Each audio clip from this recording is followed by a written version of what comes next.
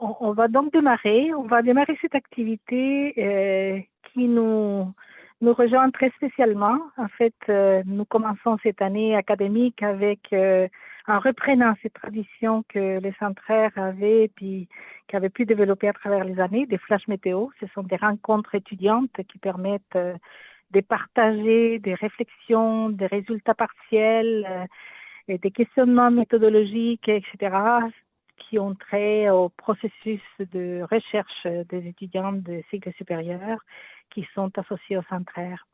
Donc, ça fait plaisir de commencer avec Guillaume, étudiant de la maîtrise en sciences de l'environnement, puis évidemment membre du centraire aussi. Et il faut dire aussi que Guillaume est assistant de recherche dans 2 importants projets qui sont développés par des chercheurs du centre. Donc, un projet qui porte sur la justice énergétique et les stratégies de co-apprentissage dans les mouvements sociaux qui œuvrent dans ces domaines. Et dans les projets Résiste Action, qui portent sur les co-apprentissages également, éco-citoyenneté alternative qui émergent de mouvements sociaux dans les contextes des conflits socio-écologiques associés à l'extractivisme. Donc, Guillaume est un étudiant qui passe pas en surface dans les études, mais il s'implique, il s'engage dans divers dossiers. Et puis, évidemment, il travaille aussi de façon acharnée. On a pu le savoir, les voir, être témoin l'année dernière lorsqu'il est parti pour son terrain. Donc, son travail de recherche porte sur la permaculture dans les contextes de désertification. Et c'est un travail qu'il réalise sous la direction du professeur Jean-Philippe Wob, qui est vice-doyen à la recherche de la Faculté des sciences humaines et professeur au département de géographie.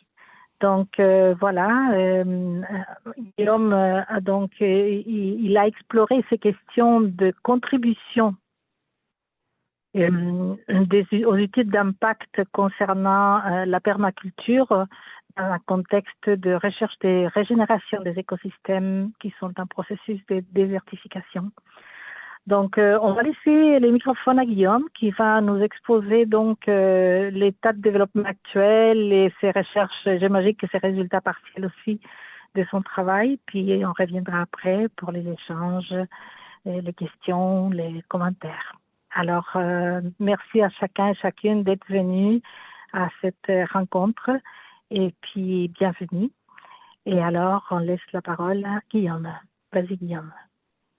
Merci Isabelle, puis oui, merci à tout le monde d'être présent et présente. Donc, on va commencer la présentation par l'explication de quelques concepts, là, juste pour qu'on rentre un petit peu dans le sujet avant de plus regarder les résultats puis la méthodologie. Donc, premièrement, la désertification. Faut faire une différence entre désertification et écosystème désertique. Ce n'est pas exactement la même chose. Les écosystèmes désertiques sont des écosystèmes qui font partie intégrante de notre système naturel, tandis que la désertification est basée sur la dégradation des terres, donc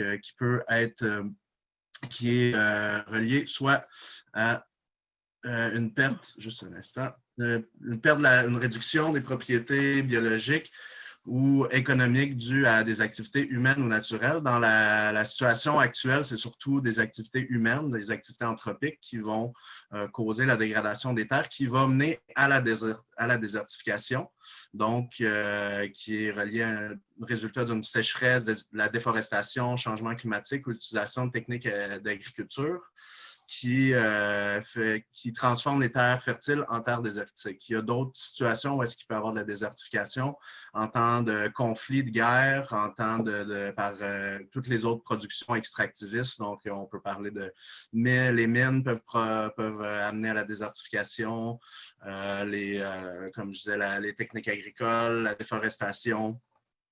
Donc, il y a plusieurs impacts anthropiques différents qui peuvent mener à cet état. Dans le monde, la désertification a un impact sur la vie de 2,7 milliards de personnes. Puis, le chiffre augmenterait. En fait, il y a l'Atlas de la désertification qui est sorti en 2018, puis l'IPBES qui a fait aussi un document qui est sorti à peu près en même temps que le GIEC. Le document du GIEC, on en a entendu moins parler. Par contre, les impacts au niveau international sont très, très importants puis alarmants. On parle de diminution des liens sociaux, perte de savoir, diminution de l'estime de soi au niveau des gens qui vivent en milieu désertifié par rapport à, par exemple, la migration, le manque de possibilités d'autonomie. On parle de la diminution de services sociaux, l'endettement des gens, l'augmentation des conflits, l'insécurité alimentaire, des problématiques de santé. Donc, il y a plusieurs impacts sociaux qui peuvent venir de la désertification qui mènent carrément à une désertification humaine aussi. Donc, les gens vont carrément partir des lieux, puis les lieux deviennent morts fantômes, autant au niveau humain et liens sociaux qu'au niveau environnemental et biodiversité. Donc, pour pallier à cette problématique-là, on va souvent parler de restauration. Il y a l'écologie de la restauration, qui est la science de comment restaurer, en fait. Ici, moi, je parle plus de régénération. Donc, pourquoi je parle de régénération, en fait, c'est que la restauration, qui est définie par l'ONU comme le processus de renversement de la dégradation d'écosystèmes comme les terres, les lacs, les océans, pour regagner des fonctions écologiques afin d'améliorer, puis là, c'est là que c'est important, la productivité et leur capacité à répondre aux besoins des sociétés. Le Society of Ecological Restoration parle plus largement de processus d'aide à la restauration d'un écosystème dégradé ou endommagé ou détruit. Mais le SER définit aussi un peu dans ses livres, comme l'ONU, la restauration comme étant une pratique qui vise à ce que les humains puissent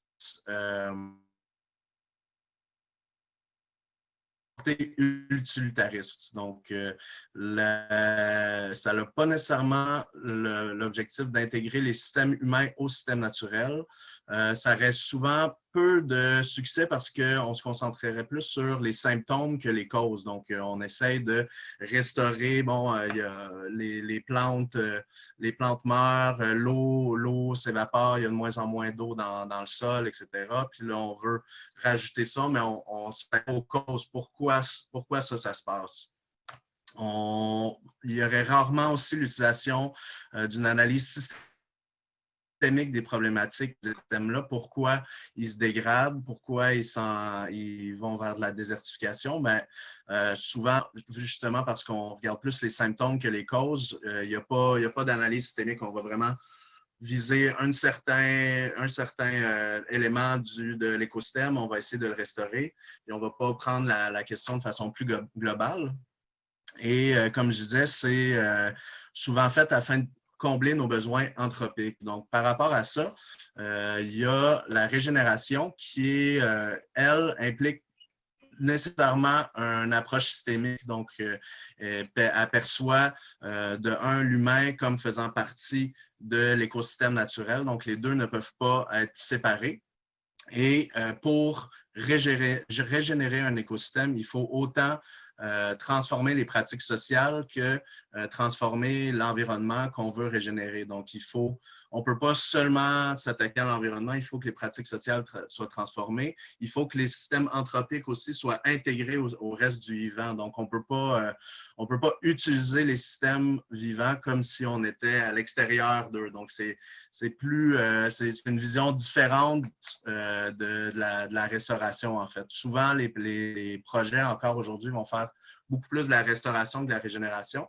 Mais moi, je voulais me pencher plus sur ce côté-là, comment réussir à transformer pour aller vers de la régénération. Et est-ce que la permaculture pourrait nous aider à faire ça? Puis, de quelle façon, c'est quoi les enjeux, les critères reliés à ça? Donc, souvent, au niveau de la permaculture, justement, on n'a pas nécessairement une idée complète de ce qu'est la permaculture. On voit souvent la permaculture comme je parle socialement, là, culturellement, ce que je vois, ce que voir autour de moi, on perçoit souvent la permaculture comme une pratique agricole faite sur des petits terrains qui sert, par exemple, on va faire des jardins en cercle, on va faire un lac avec, là, on va juste faire un jardin qui va utiliser le moins de ressources possible.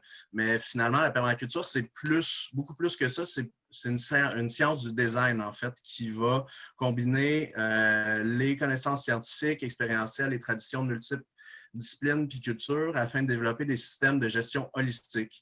Donc, l'idée, c'est de designer, puis ça peut être intégré à n'importe quel système, pas juste au niveau agricole. Au début, ça a été démarré par des systèmes agricoles, mais aujourd'hui, il y a des gens qui vont utiliser la permaculture pour améliorer les conditions de vie dans des camps de réfugiés. Ils vont utiliser la permaculture pour développer un système pour que les personnes dans une communauté aient toute une place au niveau démocratique qui soit plus. Donc, il y a vraiment plusieurs utilisations qui peuvent être faites des techniques de permaculture.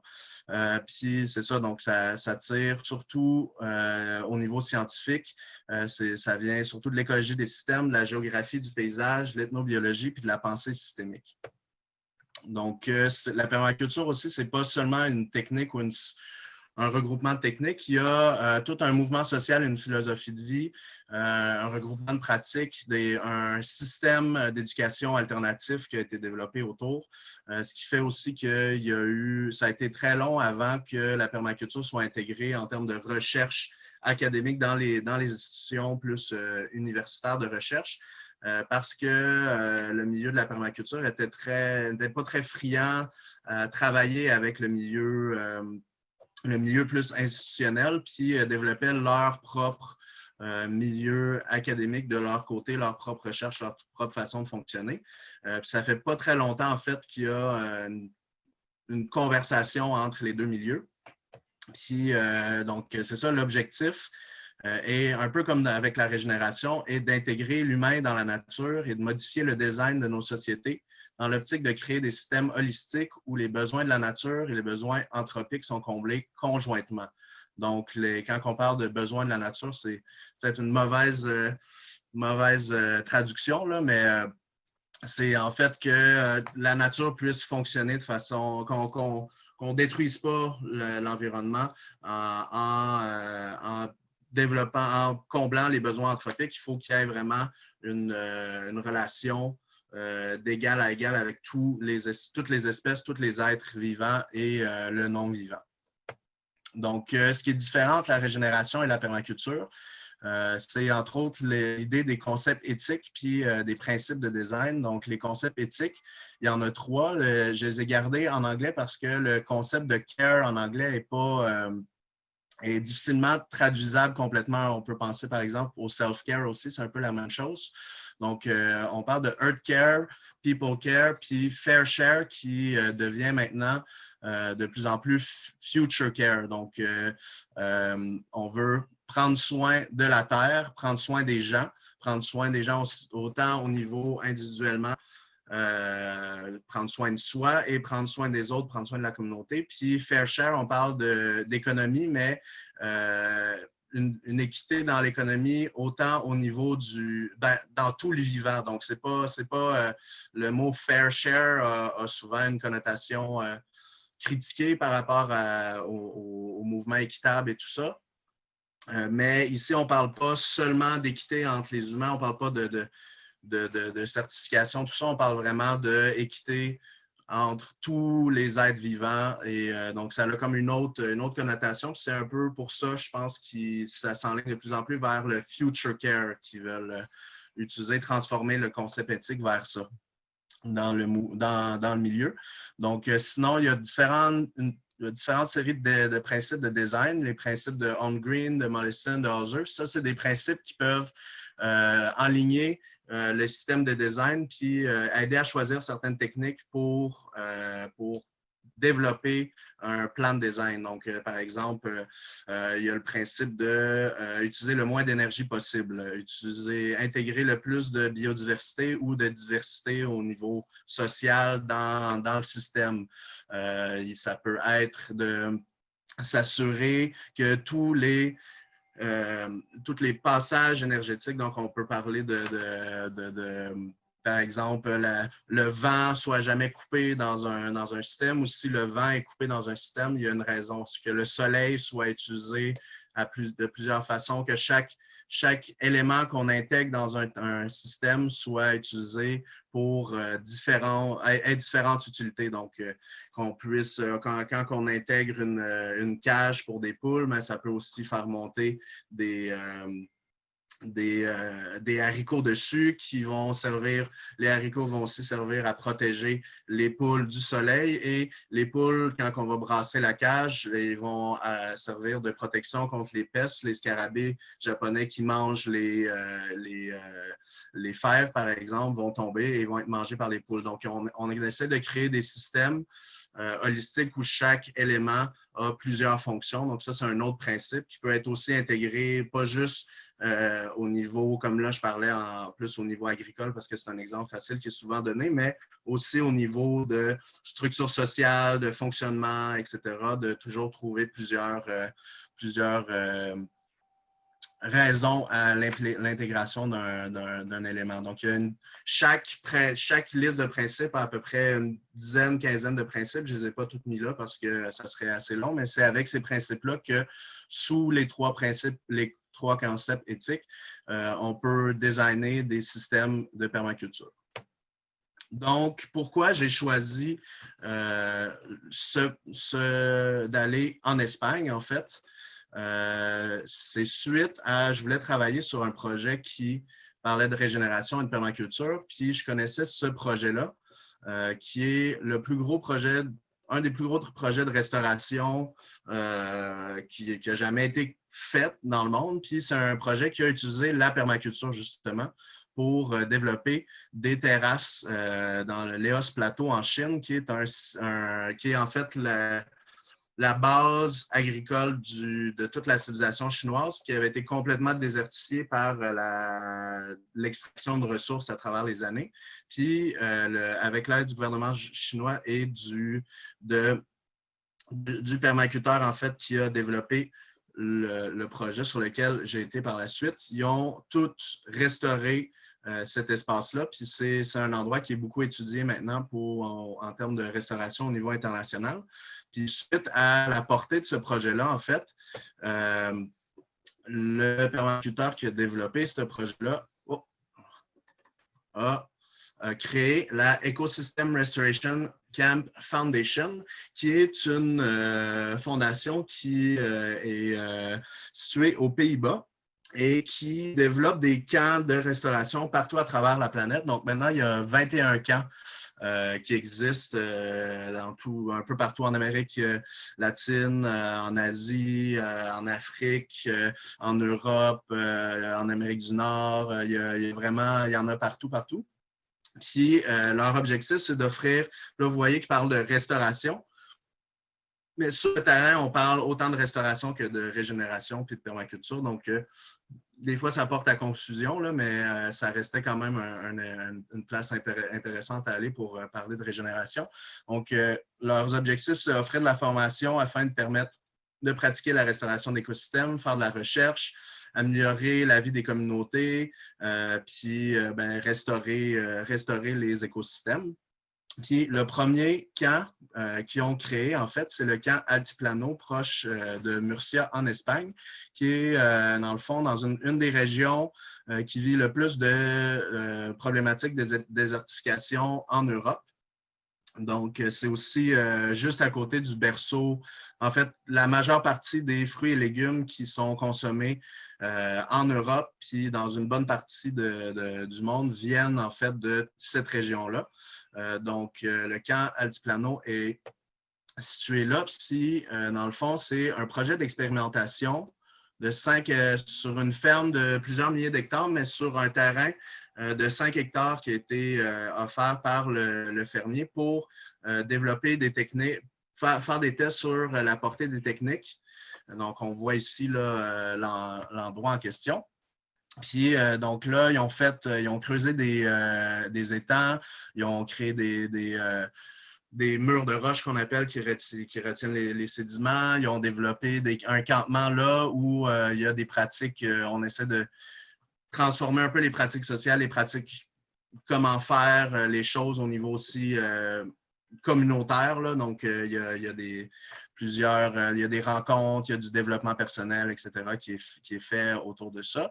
Puis des swells aussi. Ça aussi, il n'y a pas de nom, en français pour swells. C'est une autre technique qui est utilisée en permaculture. Donc, vous voyez ici la grosseur du camp. En fait, c'est tout ça, tout ce qu'on voit là sur l'écran, c'est le campement qui est en plein milieu d'anciens champs d'amandiers d'oliviers puis d'amandiers qui sont en processus de désertification. Donc, le fermier veut essayer de trouver des techniques pour régénérer l'espace, puis en même temps travailler aussi sur comment socialement on pourrait changer nos pratiques sociales pour grandir et s'améliorer autant au niveau personnel que collectif. Donc, l'objectif de ma recherche, comme j'en ai parlé tantôt, c'est de développer un modèle conceptuel basé sur les impacts sociaux et non environnemental puis économique, parce que, économique pourrait être rentré dans sociaux, mais souvent en EIS, les deux sont séparés. Donc, je voulais surtout me baser sur les impacts sociaux parce que c'est mon champ d'expertise à la base. Et voir comment les techniques de permaculture peuvent aider à générer des écosystèmes dégradés avec le cas de l'altiplano. Puis en même temps, je voulais déceler les apports, les limites de la permaculture parce qu'il n'y a pas beaucoup de recherches académiques, comme je disais tantôt, qui a été fait sur la permaculture. Donc, je voulais avoir commencé un peu à débroussailler à ce niveau-là. L'étude d'impact environnemental et social multicritère par enjeu, c'est la technique sur laquelle je me suis basé, en fait. Donc, l'étude d'impact, à la base, c'est fait pour anticiper un peu les impacts, pour s'assurer de prendre en compte ces impacts-là dans la conception du projet. Quand on parle d'études d'impact multicritères, c'est qu'il y a on va se baser sur plusieurs critères différents d'évaluation.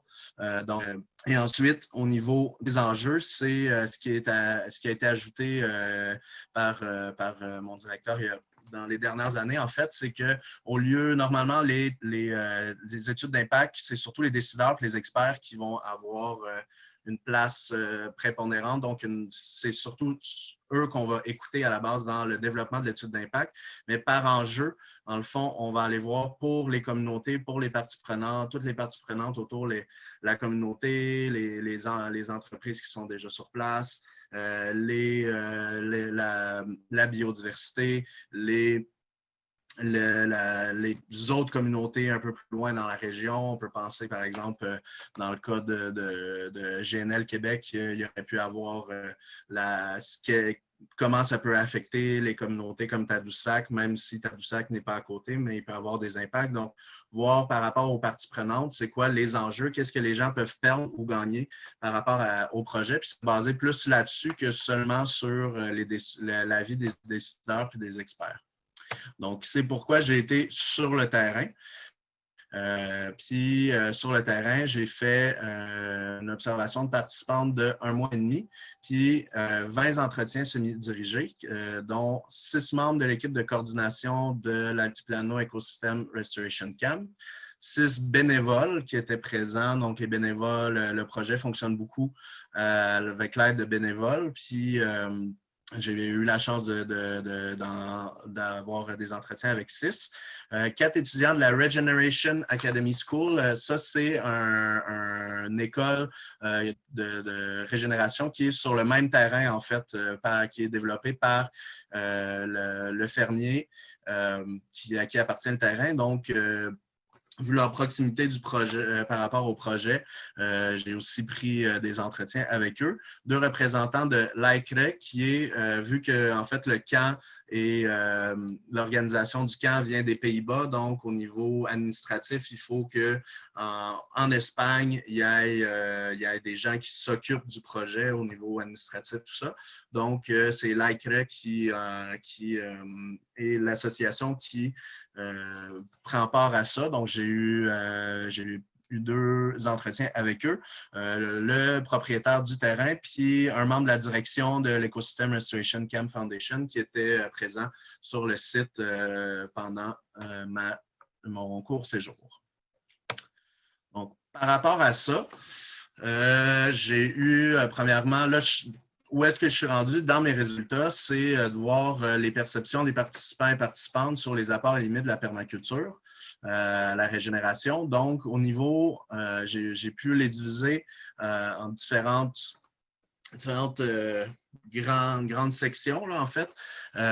Donc, les valeurs et principes, l'intégration des savoirs, les conséquences, le mode opératoire, puis le pouvoir transformationnel. Donc, j'ai reçu beaucoup plus d'apports que de limites. Par contre, il y a certaines limites qui sont quand même assez importantes là, au niveau de leur poids dans la balance. Donc, au niveau des apports, on parlait entre autres du fait que le système, la permaculture se base sur un système éthique. Donc, pour cette personne-là, c'est un gros plus parce que elle dit, bon, est-ce que les gens devraient régénérer les écosystèmes juste par devoir? Non, il faut qu'il y ait une motivation derrière, il faut qu'il y ait quelque chose qui l'éthique de créer quelque chose de mieux, puis de prendre soin de la terre, prendre soin des communautés, prendre soin de soi, tout ça, c'était pour elle quelque chose qui était motivant. Puis donc, c'était quelque chose qui pouvait être intéressant par rapport à ça. Par contre, comme on voit ici, au niveau des limites, la permaculture aurait une image sociale hippie. Donc, qui imite son ce que je veux dire, personne, le fait que la permaculture a été a été développée par des gens qui n'étaient pas nécessairement dans des mouvements de gauche, mais par la suite a été beaucoup repris par exemple, le mouvement des communautés autonomes en Angleterre, des choses comme ça, qui sont des mouvements aussi qui ont une grosse part de spiritualité, une grosse part, puis ça a été créé beaucoup. Ça a été développé aussi dans les années 70. Donc, il y a une perception des fois qui est biaisée sur ce qu'est la permaculture et les gens qui l'ont utilisé à la base, puis qui ont commencé qui l'ont transformé, qui l'ont développé. Donc, il y a comme ce côté-là qui est une limite perçue de la permaculture, surtout quand on parle à des fermiers qui sont parfois très conservateurs. Donc, c'était perçu comme une grosse limite de son application sur le terrain.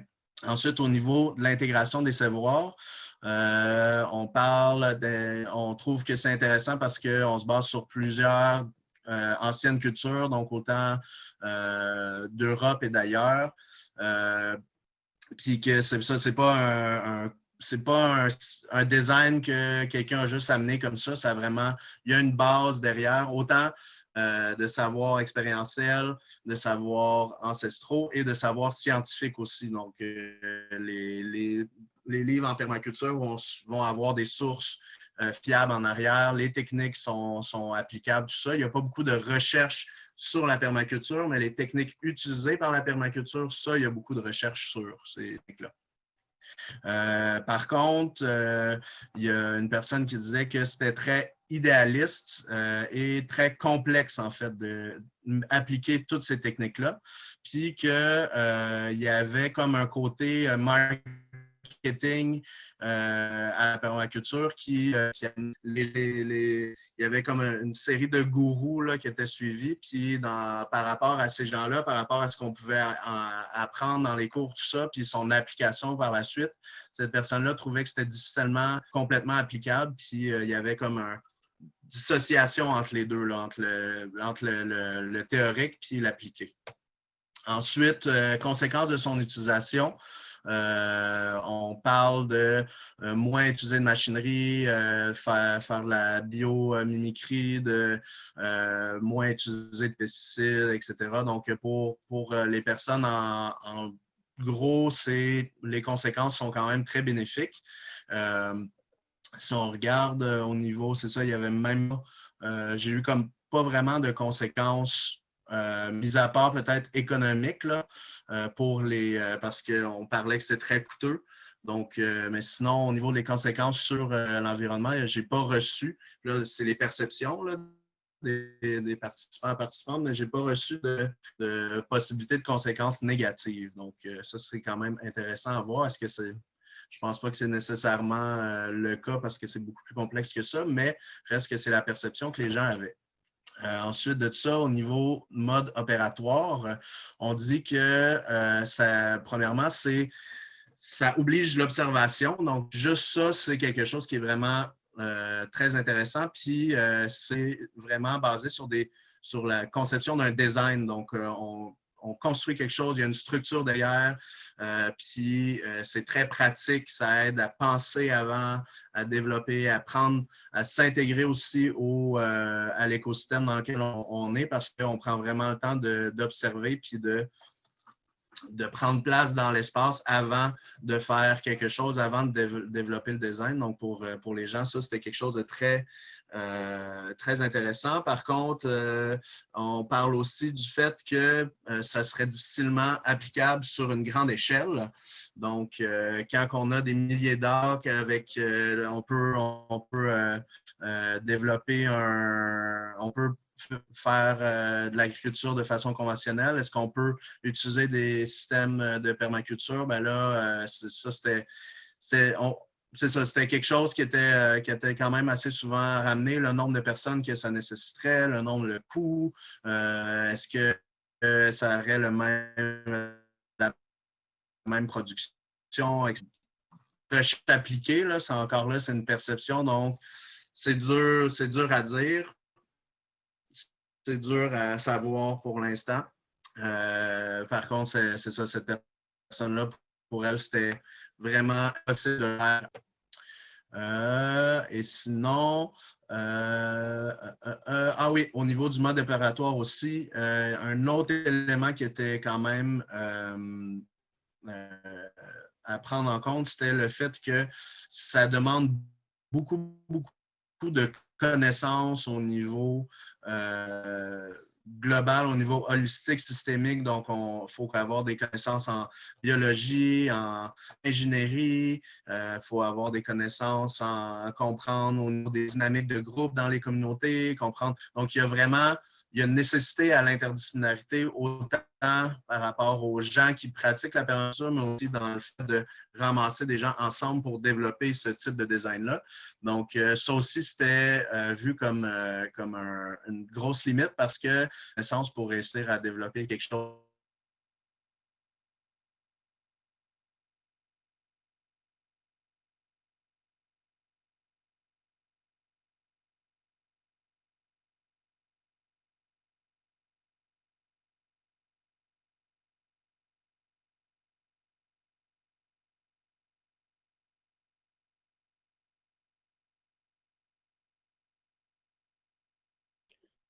Oh, je crois qu'on a perdu Guillaume.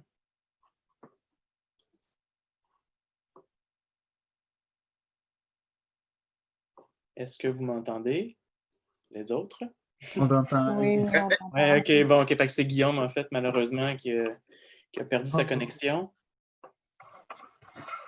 J'imagine qu'il va nous rejoindre incessamment. Oui, oui. Mais merci d'avoir fermé vos caméras. Je suis désolé, là.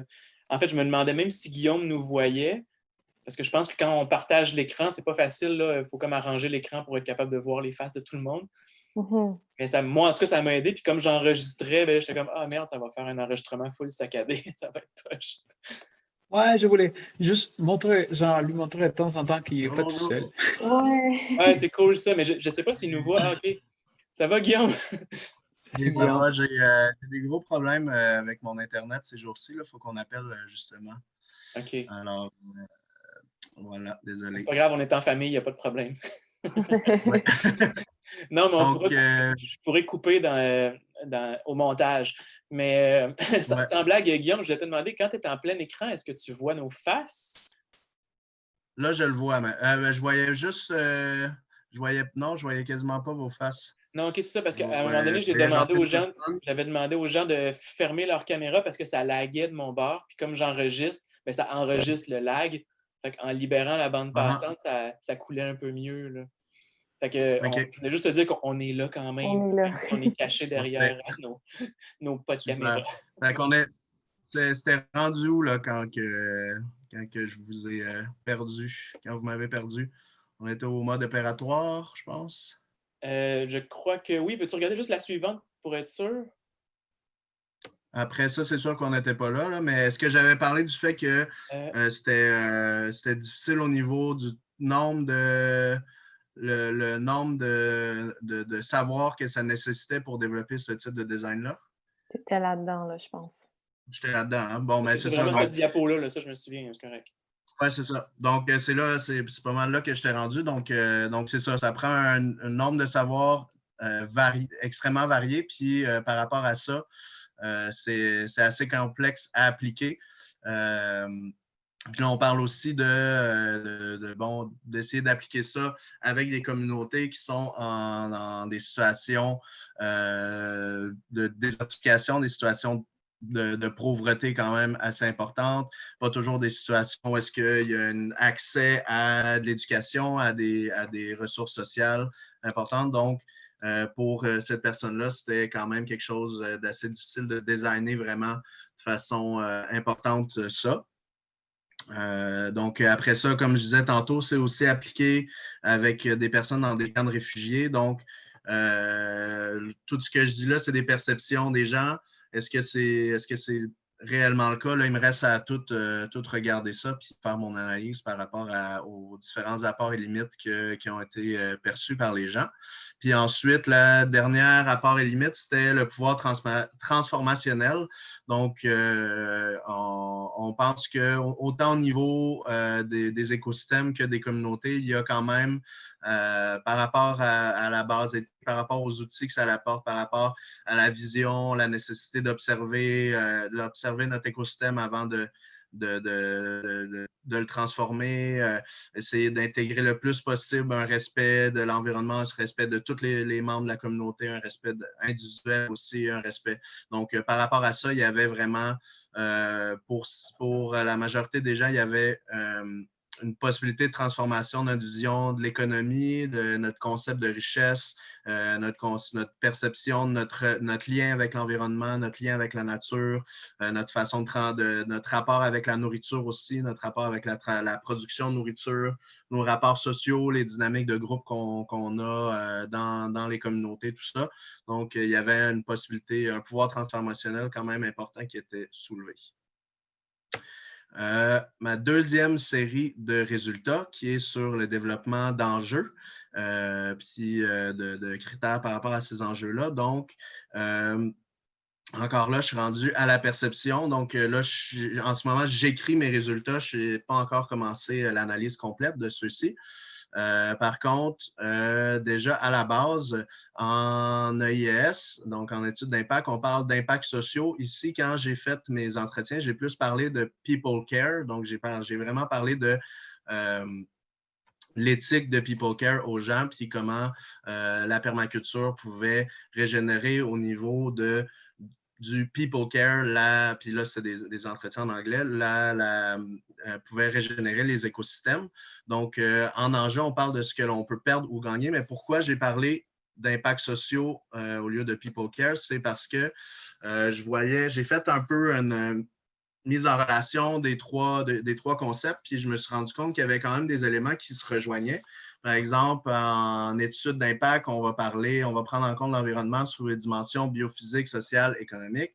La permaculture va faire un peu le même genre d'analyse, mais avec un côté éthique derrière, donc avec une visée de bien-être, ce qui n'est pas nécessairement le cas au niveau de l'étude d'impact. On va juste analyser plus les impacts bons ou mauvais, puis essayer d'augmenter les bons impacts puis réduire les mauvais impacts. Mais à la base, le projet n'est pas nécessairement à vocation de bien-être. Donc, il peut être à vocation de bien-être au niveau de gains économiques pour un petit nombre, ce qui n'est pas nécessairement ce qui peut être moins bien perçu si on se base sur l'éthique, les trois éthiques de la permaculture.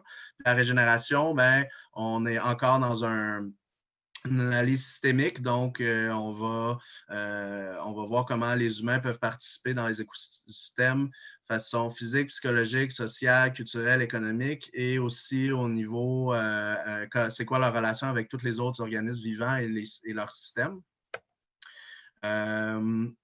On parle avec l'étude d'impact, on parle par enjeu, on parle de la nécessité. À la fin, là, puis, ce que j'allais dire, en fait, c'est que vu plusieurs liens entre les trois concepts, l'outil d'étude d'impact par enjeu, la permaculture, la régénération, ben, j'ai décidé, en fait, pour donner une couleur plus qui s'enligne vers le bien-être et fait pas seulement de l'analyse d'impact froide. J'ai été plus vers questionner les gens par rapport au people care que les impacts sociaux pour aller chercher les enjeux parce que je trouvais que ça s'appliquait mieux en fait à ma recherche que d'aller simplement par les impacts sociaux. Puis c'est ça. Puis dans le fond, par rapport à ça, là, je suis en train de développer les enjeux, mais ils sont pas encore très bien développés. Là. Je suis en train de me creuser la tête par rapport à ça en ce moment, justement. Donc voilà, c'est que les résultats par rapport à ma recherche ont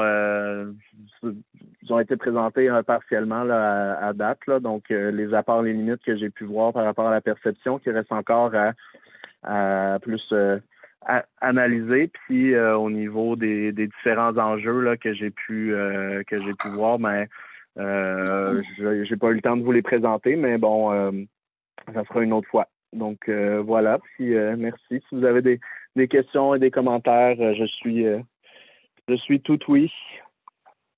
Merci beaucoup, Guillaume.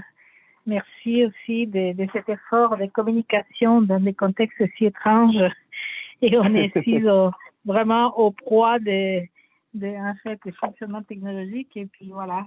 Alors, on a fait le mieux qu'on pouvait. Puis je pense qu'on a quand même réussi à saisir l'essence de ce que tu te proposes. Puis on a bien entendu ce parcours théorique aussi tout à fait intéressant qui nous permet de nous situer par rapport à la façon comme tu abordes la question de la permaculture, la restauration et les enjeux de FI, en fait, de l'intégration ou de la mise en œuvre ou de l'inspiration que la permaculture apporte pour restaurer des sites, des lieux en fait en proie de la désertification.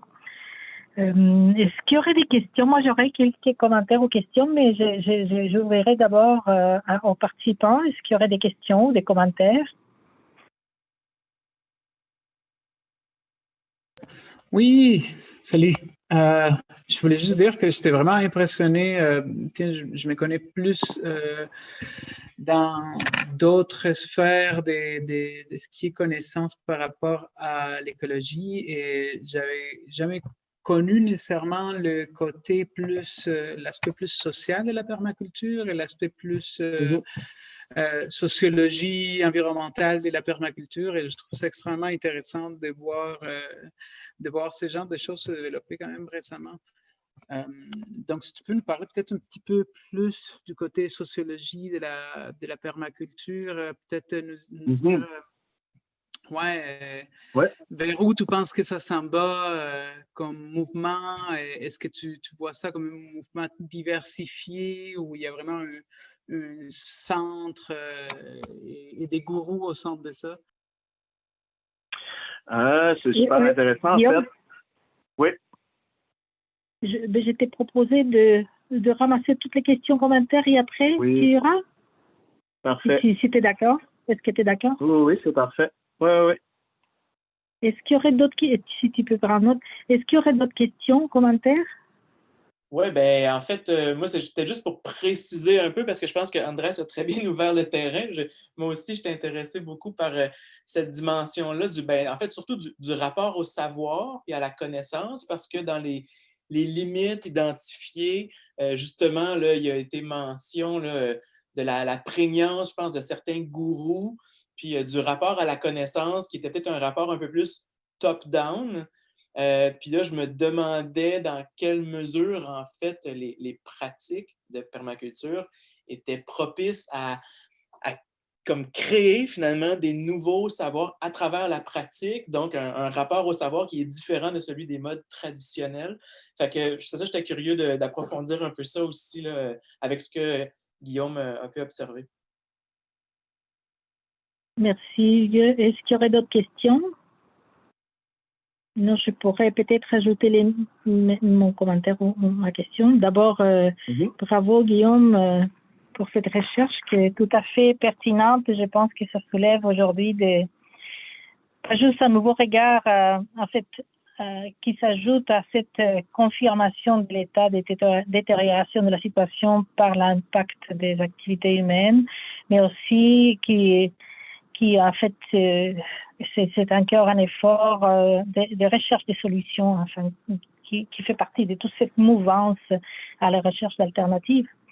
Et c'est tout à fait intéressant de voir aussi comment ces concepts de permaculture, que d'après ce que je comprends, je ne suis pas sûre si j'ai tout compris, il provient du Japon, je pense que c'est Fukuoka qui était au début du siècle, il a soulevé quelqu'un qui s'occupait de l'agriculture, qui s'intéressait à l'agriculture naturelle, puis par la suite repris par Bill Mollison en Australie, ou qui parlait du fait, en fait, de l'importance d'être à l'écoute des fonctionnements et des dynamiques naturelles, de les observer pour tenter de s'arrimer de façon harmonieuse au lieu d'aller à l'encontre. Et puis bon, David Holmgren qui vient après, puis voilà. Alors, mais ma question c'est, d'après ce que je comprends et la façon dont tu les présentes, ce regard intégral, holistique des réalités et qui est une préoccupation de la permaculture de faire face donc à la situation en tenant compte des diverses dimensions. Et donc la préoccupation, un peu ce qu'a soulevé Andrés, et puis bon, à quelque part aussi, sur la dimension sociale de la réalité. Et ma question, par contre, est sur les enjeux de pouvoir, cette lecture plus politique de la réalité, comment elle est tenue en compte, et comment on a évoqué la question de la justice sociale, et justice sociologique en fait, mais comment on l'aborde tout en considérant les enjeux de pouvoir, les intérêts qui existent, en fait, qui sont présents dans un territoire donné. Donc ça, c'était, je dirais, la plus importante de mes préoccupations. Et puis, en ce sens aussi, comment on considère la question des valeurs ou une éthique sociologique, une éthique qui tient compte de l'être humain au sein de la trame de vie et dans les interrelations qui sont motivées ou qui sont, en fait, qui découlent de valeurs, en fait. Alors voilà, c'est mes questions. Super. Super, mais je vais comment. Est-ce qu'il y avait d'autres interventions avant que. Peut-être, moi, je rajouterais un petit quelque chose, puis ça va un peu dans le sens des autres interventions qu'il y a eu par rapport à, comme Isabelle a mentionné un peu, le pouvoir à l'interne, mais aussi, tu as mentionné que la permaculture, ça requiert beaucoup de connaissances, puis c'est c'est cher.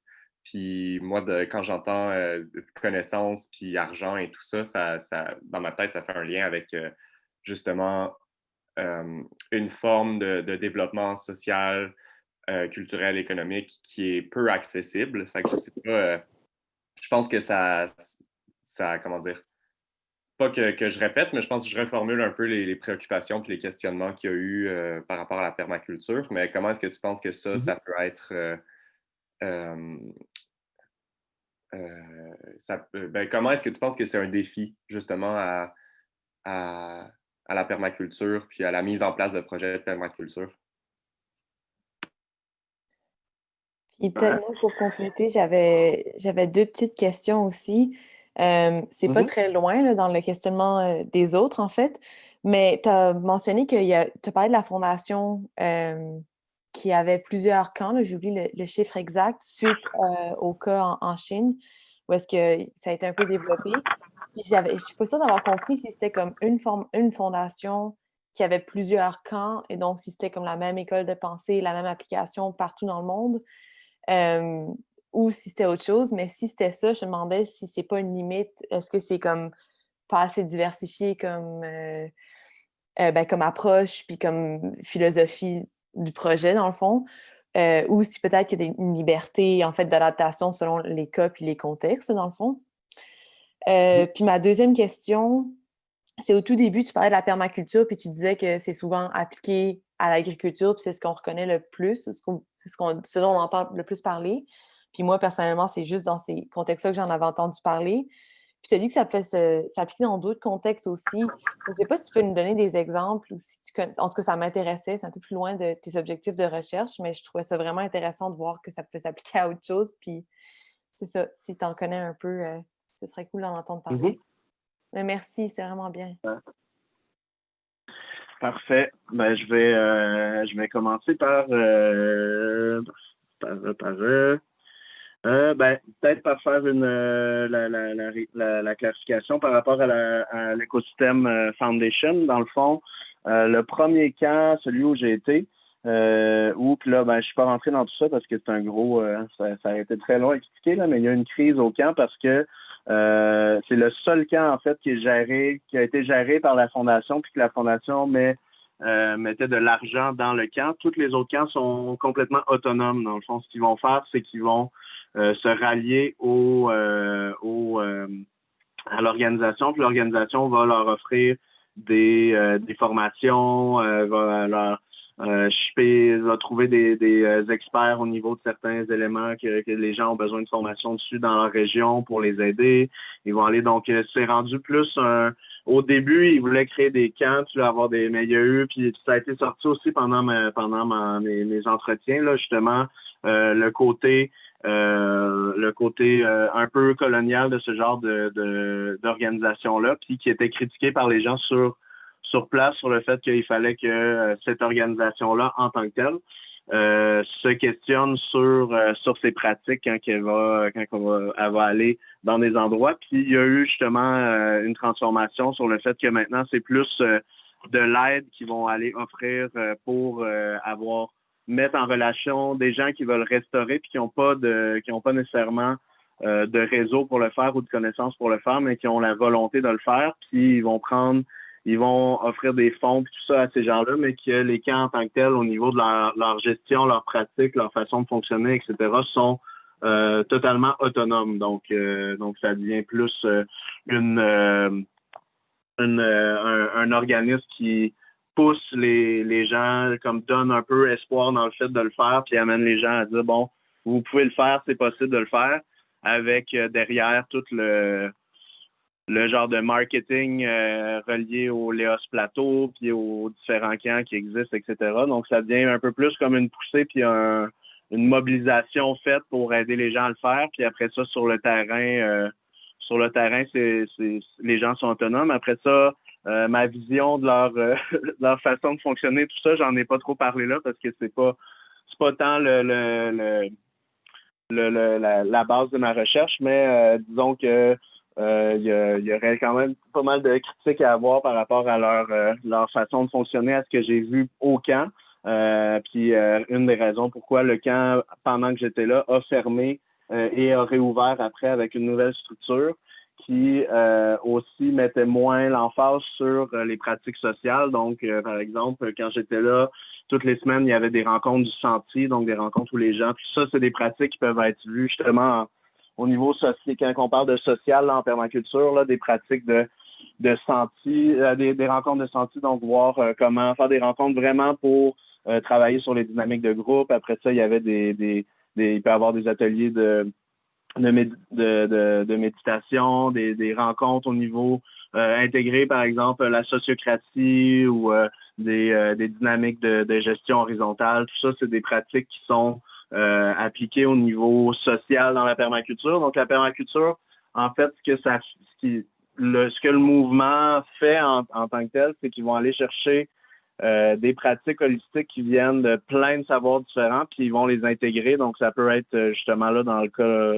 présent de ce que je viens de parler, du psychosocial, là.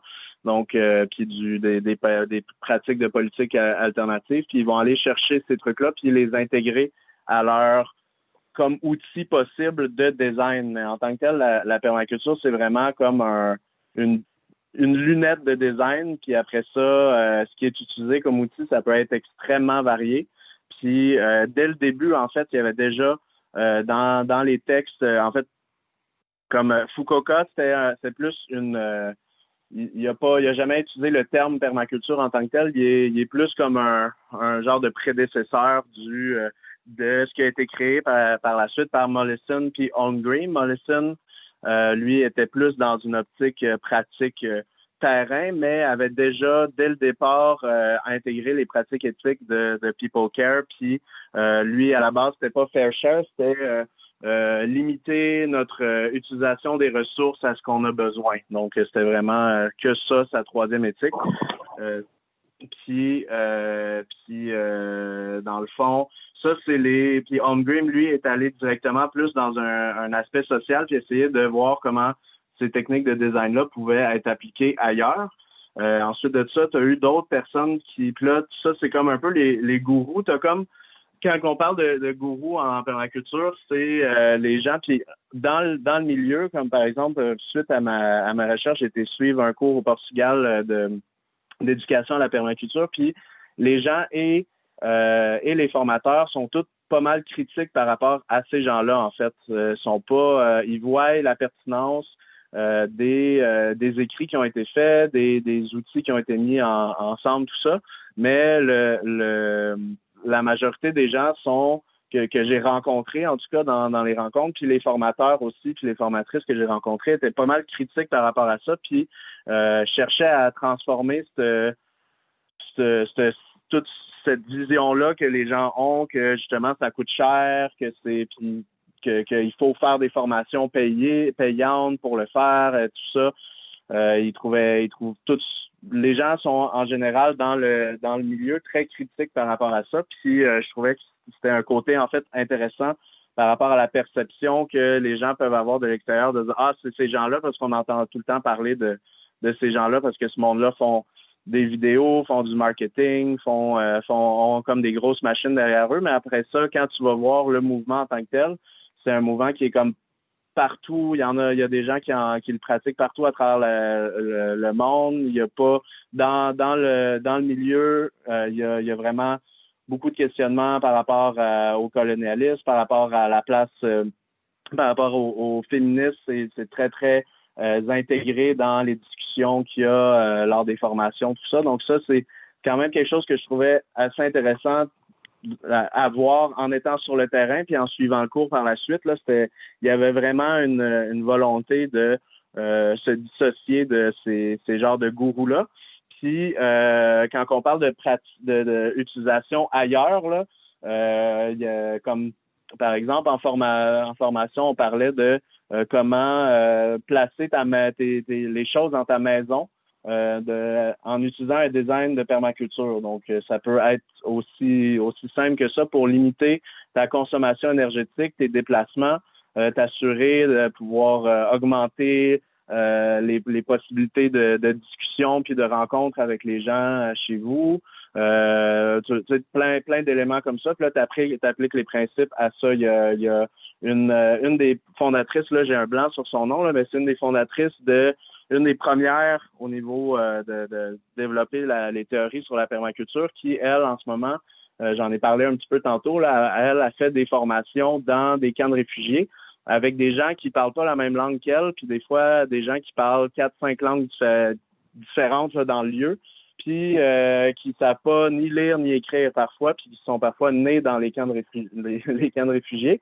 Puis elle va avec eux développer, par exemple, comment réduire les infiltrations d'eau dans leur tente, puis diriger cette eau-là vers une place où est-ce qu'elle pourrait être utilisée.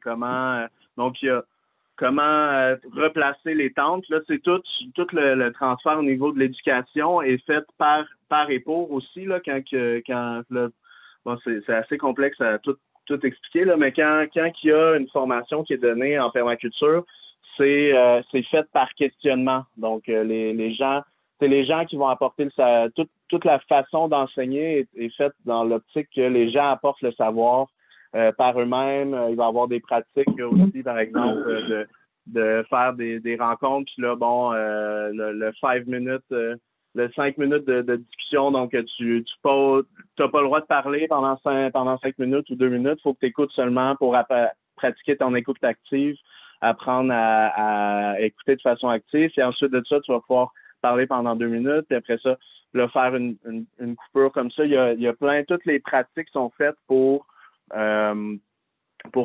laisser de la place puis défaire le lien enseignant-enseigné aussi, puis avec tout le temps une perspective que les personnes qui viennent suivre une formation sont aussi les enseignants, puis apportent donc tout est construit aussi derrière par rapport avec ces concepts-là dans une optique justement de people care, puis d'éviter de contrer la hiérarchisation, contrer au niveau des dynamiques de savoir, les dynamiques d'expertise, tout ça. Donc, tous ces éléments-là sont intégrés dans les cours, sont intégrés dans les pratiques quand que les gens les permaculteurs vont aller sur les lieux pour essayer de transformer un espace au niveau avec un design de permaculture. Ces éléments-là sont intégrés.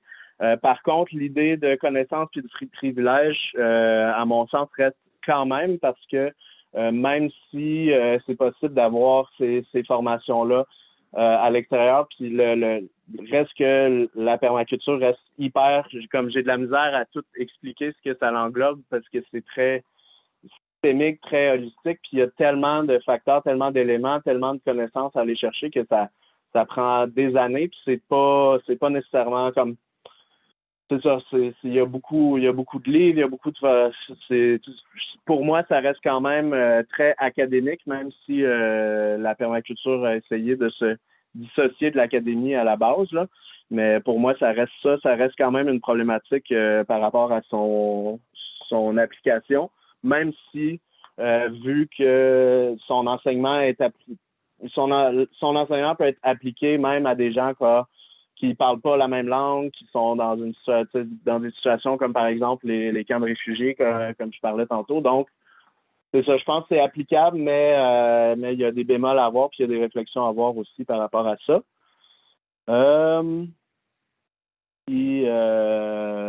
C'est ça, donc je ne sais pas si j'ai répondu. Je pense que j'ai répondu à toutes les... Puis, les questions de valeur, les enjeux de pouvoir, puis les questions de valeur dans un territoire donné. Oui, je pense. Ben, en fait, c'est une des critiques qu'il y a au niveau de la restauration, c'est le manque de prise en compte des communautés locales d'arrivée. Puis là, les experts vont s'implanter puis vont faire le projet. Puis il n'y aura pas nécessairement puis en fait, avec le concept de régénération, ce qui est encouragé, puis par la permaculture aussi, c'est de prendre en compte les parties prenantes, donc la communauté, tout ça, puis les intégrer dans le processus, puis que ce soit elles et eux qui fassent la restauration ou la régénération dans ce cas-là, parce que finalement, s'il n'y a pas de régénération sociale aussi, donc en régénération sociale, on parle de créer plus de liens au niveau collectif s'il y a besoin, puis aussi créer des liens entre l'environnement puis les gens. Ben la restauration ne pourra pas se faire au niveau environnemental parce que la restauration est faite puis le lieu va pas être pris. On prendra pas nécessairement soin du lieu par la suite, puis on n'aura pas intégré la valeur et l'importance de sa préservation. Donc c'est ça. Donc ça, c'est, à mon sens, quelque chose qui était intéressant par rapport à ces deux, autant par la régénération puis la permaculture, je voyais une possibilité de plus intégrer les parties prenantes, les membres de la communauté, tout ça, au processus de restauration ou là, de régénération. Merci beaucoup, Guillaume, pour ces réponses généreuses. Est-ce qu'il y aurait d'autres questions ou commentaires? Ben, moi, Ce je n'est pas le je serais cas, tenté. Guillaume. Oui, Ouais, moi, je Hugues? serais tenté, en fait. Ben, il y a deux choses là, qui m'interpellent. D'abord, ma question elle portait beaucoup sur la façon de construire la connaissance, puis de prendre en compte justement bon, l'éducation, la formation. Je pense que tu y as répondu en partie parce que tu disais que c'est relativement bien pris en compte dans le cadre des formations, puis tout ça. Mais là, en affirmant ça, là, ce que ça m'amène comme question, c'est à ce moment-là, c'est quoi exactement la limite que tu as identifiée dans ta présentation? Parce que tu semblais dire, ou en fait, il y a des intervenants, je devrais dire, là, qui ont répondu en disant que ça apparaissait comme une limite, la présence des gourous ou de certaines connaissances qu'eux n'avaient pas. Donc, il y a quelque chose là que j'ai pas bien saisi. Puis j'aurais peut-être une autre question, mais je vais laisser le tour de parole à d'autres s'il y en a d'autres qui veulent. Mm-hmm. Dans le fond, ce que je voyais comme ce qui était perçu comme limite, c'est au niveau du quand on veut l'appliquer après ça au niveau terrain. Ça prend tellement de connaissances différentes que là, la personne disait bon, c'est dur d'appliquer. Puis dans le fond, c'est que c'est dans la, comment je pourrais dans le fond. J'ai l'impression que cette personne-là aussi avait un lien avec dans le fond, cette personne-là a suivi un cours de permaculture qui était donné en ligne par un des gourous. Donc, ensuite de ça, il a suivi ce cours-là, puis il a essayé d'appliquer sur son terrain les pratiques de façon autonome. Donc, suite à un cours, mais après ça, faire ça de cette façon-là, ça demande beaucoup plus de connaissances que ça, puis il y a des limites à l'application de façon individuelle, comme ça, en ayant suivi un cours.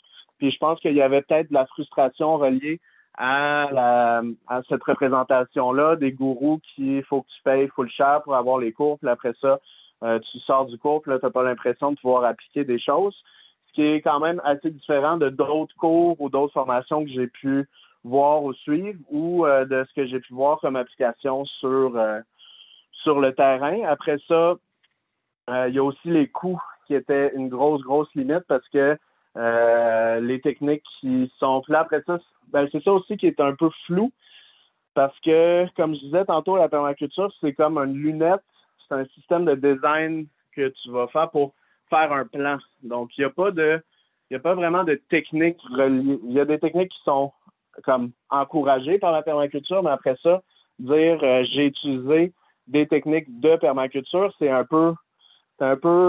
mal comprendre le concept. Puis ça je pense que c'est une des limites, c'est que juste comprendre le concept de ce que ça veut dire la permaculture, c'est déjà, on dirait que c'est flou. Les gens ont de la misère à agripper ce que c'est, puis là, ils vont dire ah bon ben là j'ai construit des étangs là, j'ai fait de la permaculture, mais pas nécessairement. Tu sais, j'ai utilisé des pratiques de communication non violente.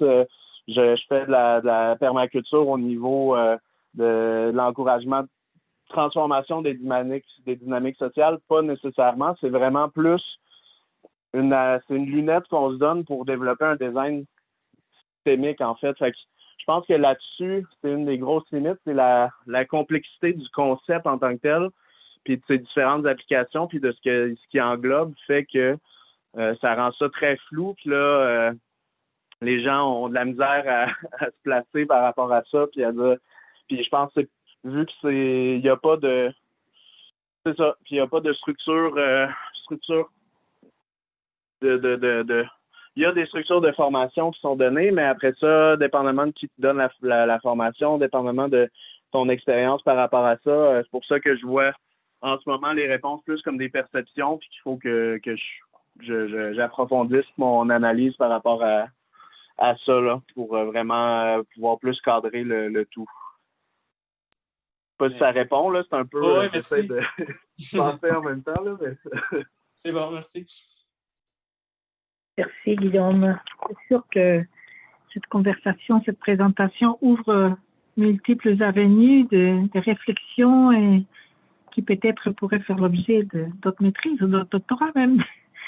Mais je pense que tu soulèves plusieurs points de grand intérêt, en fait, dans ce contexte, surtout dans ce contexte actuel où on voit bien l'importance de plus en plus cruciale de considérer les dimensions sociales des problématiques environnementales et puis de apostar, Andrés et moi, donc miser sur la capacité des personnes et des collectifs de construire des savoirs émancipatoires qui permettent de transformer ces situations. Donc, je pense que ton exemple illustrait bien, en fait, comment les communautés, les communautés ou les populations, ils sont en train de tenter de forger des processus qui cheminent vers la possibilité de vivre autrement.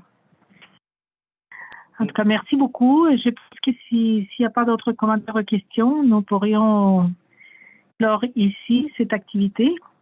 Je pense qu'il y a Gabriel qui voulait poser une question. D'accord. Comme je vois personne, je ne sais pas. Oui, vas-y, Gabriel. C'est correct, Isabelle. Désolée, j'aurais dû faire un meilleur guide que ça, là, mais oui, il y a Gabriel qui voulait poser une question. Je pense qu'il nous reste 5 minutes, on peut les prendre. Là. Je ne sais pas comment D'accord. Allons-y. Je ne sais pas comment tu as su que je voulais poser une question, mais oui. Mais je voyais ton micro, là, tu sais. Ah, c'est ça. Ah, je ne savais pas que ça me trahissait. Mais oui, c'est plus au niveau technique, justement. Là, tu es rendu... Là, tu parlais des perceptions que tu as... En fait, tous tes résultats. Puis là, tu fais quoi avec ça maintenant, plus au niveau métaux? Est-ce que tu disais qu'il faut que tu ancres ça maintenant dans de la littérature pour en ressortir des constats plus solides un peu? C'est quoi tes prochains pas? Je sais pas. Je suis en réflexion là, par rapport à ça, justement. J'essaie je sais que déjà, j'ai quand même j'ai comme lu une bonne partie des ouvrages de la permaculture en tant que telle. Fait que déjà, ça va me donner, je vais pouvoir au niveau théorique puis les perceptions que les gens ont eues, pouvoir voir ça, puis la formation. Puis là, ça, je ne sais pas à quel point, au niveau éthique, c'est quoi que je peux intégrer ou pas, mais la formation que j'ai suivie aussi sur l'enseignement de la permaculture, ça aussi, je pense que par rapport à ça, je peux avoir quand même beaucoup de réponses à certaines des questions que j'ai eues. Après ça, pour le reste, c'est comme compliqué un peu. Là, j'essaie de débroussailler, surtout au niveau des enjeux aussi, là, que j'ai pas pu parler là, mais c'est ça. Là c'est comme mon gros blocage. Là. Je suis en train de finaliser d'écrire là, il me reste la moitié de mes enjeux là, à mettre à expliquer mes résultats dans mon mémoire. Là. Puis après ça, je vais commencer à plus cogiter sur la partie analyse, mais ouais, je sais pas. Je sais vraiment pas comment réussir à pallier puis appuyer ça complètement sur appuyer ça plus sur du concret, là. C'est comme c'est ça. Je sais pas encore trop. Mm-hmm. Ben, courage, puis tu nous en donneras des nouvelles. Ouais, si vous avez des idées. C'est un encouragement fort. Moi, en tout cas, je vais être heureux de t'entendre parler, Guillaume, davantage là, sur cette troisième éthique là, du mouvement là, qui est en transformation, si j'ai bien compris, parce que d'entrée de jeu, quand tu as exposé le parallèle entre les études d'impact, la permaculture, puis les idées de régénération, ce qui m'a frappé, évidemment, c'est l'espèce de triade dans laquelle nous a plongé l'idéologie du développement durable, où est-ce qu'à chaque fois, le monde est séparé avec 3 lunettes, qui apparemment seraient équivalentes, qui dissocient, comme tu l'as dit, très bien dit au départ, là, qui dissocient l'économie du social. Puis là, de voir que la permaculture, peut-être réfléchit à repenser sa troisième éthique, qui était le fair share, vers le future... comment c'était quoi? Future care, c'est ça? Future care. Ouais.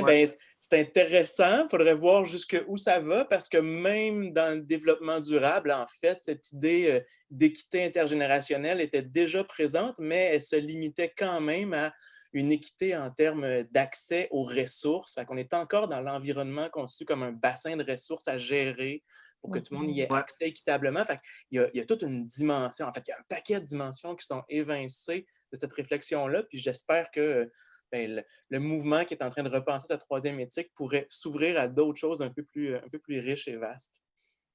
Oui.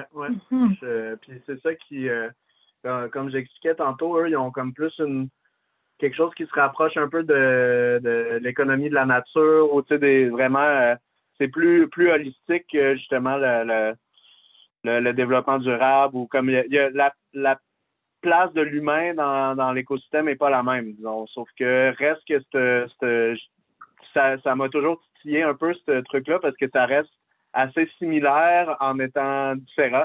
Il y a comme c'est moins libéral et capitaliste et tout ça, mais il y a encore cette division-là, comme tu disais, puis là-dessus, c'est ça m'a toujours un peu titillé, ça. À voir, donc. Ouais. Oui. Un bon défi aussi des traductions en français de ces concepts. Oui.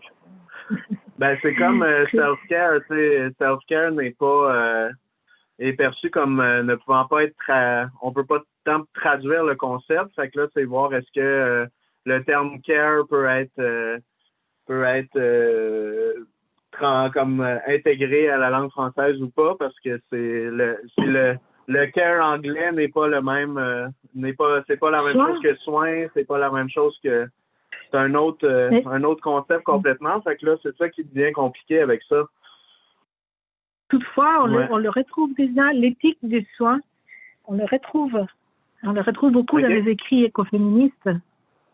OK. Alors, tu verras que l'exercice de trouver un équivalent qui a du sens en français, il a été démarré, en tout cas. OK.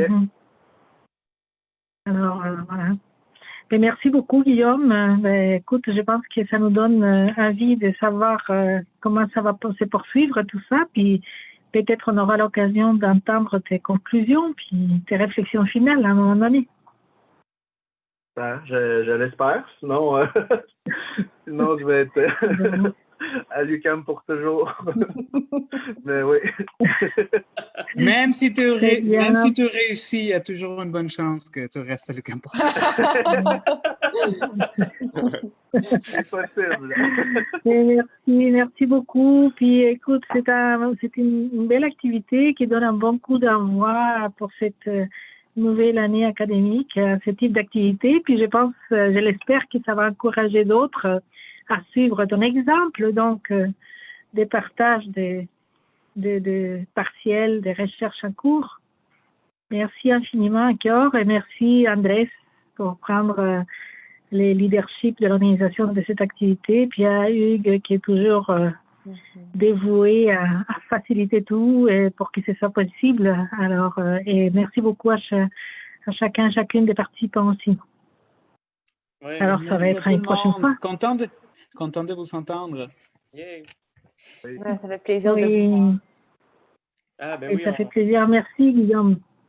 pour ceux qui ont la caméra, on peut se dire tout un le vrai monde. bonjour, un vrai au revoir, c'est vrai. Alors, Désolé, à très Guillaume. bientôt. Ouais, Moi, je vais bientôt. couper mon téléphone avant qu'il s'épuise complètement. Je vais couper mon téléphone. Ça marche. C'est bon. Bye bye. À très bientôt. Au revoir. Bye, tout le monde. Au revoir. Bientôt. Bye. Ciao. Fin.